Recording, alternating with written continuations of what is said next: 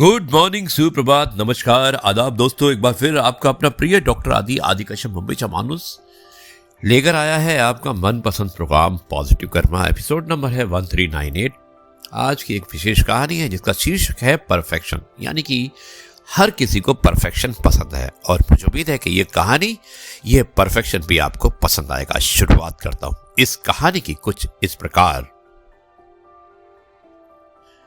एक बार की बात है कि एक राज्य में एक मूर्तिकार रहा करता था जो कि बहुत ही अच्छी मूर्तियां बनाया करता था। उसकी बनाई गई मूर्तियों को लोग बहुत ही अच्छी कीमत में खरीदते थे। एक बार उस मूर्तिकार के पास एक लड़का काम सीखने के लिए आया। वो लड़का मूर्तिकार के काम से बहुत प्रभावित था। उस लड़के की उम्र सिर्फ 14 साल थी। मूर्तिकार ने उस लड़के के हौसले को देखकर उसको काम सिखाने के लिए तैयार हो गया, जिसके बाद वो लड़का हर दिन मूर्तिकार के पास मूर्ति बनाने के काम सीखने के लिए आने लगा। जैसे जैसे समय बीतता गया, वो लड़का मूर्ति बनाने में अब बहुत ही तेज हो गया। लेकिन जब भी वो लड़का कोई मूर्ति बनाता, तब मूर्तिकार उसकी मूर्ति में कोई ना कोई कमी अवश्य निकाल देता। लेकिन वो लड़का कभी भी इस बात की परवाह नहीं करता था, बल्कि वो उस गलती को ठीक करने लगता। और ऐसा काफी सालों तक यह सिलसिला चलता रहा। अब वो लड़का उस मूर्तिकार से भी अच्छी मूर्ति बना लेता था। लोगों को उसके द्वारा बनाई गई मूर्ति बहुत पसंद आती। वो उसकी मूर्ति को मूर्तिकार की मूर्ति से भी ज्यादा कीमत पर खरीदने लगे, जबकि अभी भी मूर्तिकार की मूर्तियों की कीमत उतनी ही थी। वो लड़का यह देखकर खुश होता कि उसकी मूर्तियां मूर्तिकार से भी ज्यादा दामों पर बिकती हैं। लेकिन अभी भी मूर्तिकार उसके द्वारा बनाई गई मूर्ति में कोई ना कोई कमी अवश्य निकाल देता था। एक दिन मूर्तिकार ने जब लड़के के द्वारा बनाई गई मूर्ति में कोई गलती निकाली, तो उस दिन उस लड़के को बहुत गुस्सा आया।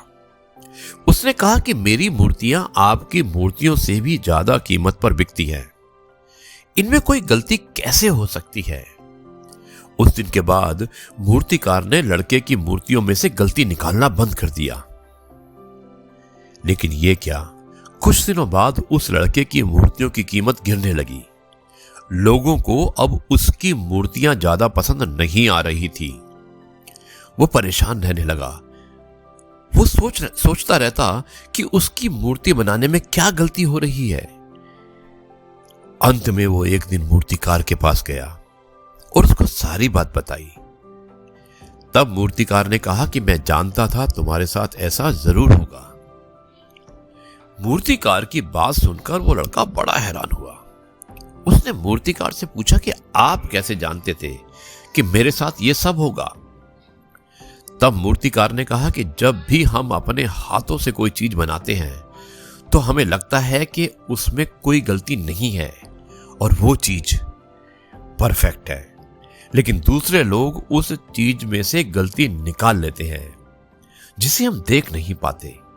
इसलिए मैं तुम्हारी बनाई गई मूर्ति में गलती निकाल देता था ताकि तुम उसे ठीक कर सको।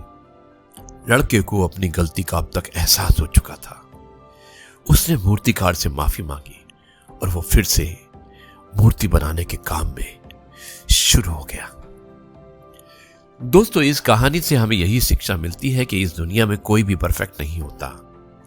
जब लोग थोड़ा सा काम सीख जाने पर खुद को परफेक्ट समझने लगते हैं, जबकि हम सब में बहुत सी कमियां होती है, लेकिन हम उन कमियों को पूरा नहीं करना चाहते हैं।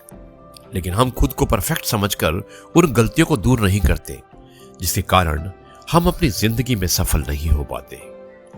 दोस्तों, कभी भी अगर आपको परफेक्ट होना है, तो आपके अंदर जो भी कमियां हैं, अगर कोई दूसरा बताता है तो उसे पॉजिटिव लीजिए और पॉजिटिव लेकर उन कमियों को दूर करने की, यानी कि उसका निवारण करने की कोशिश कीजिए।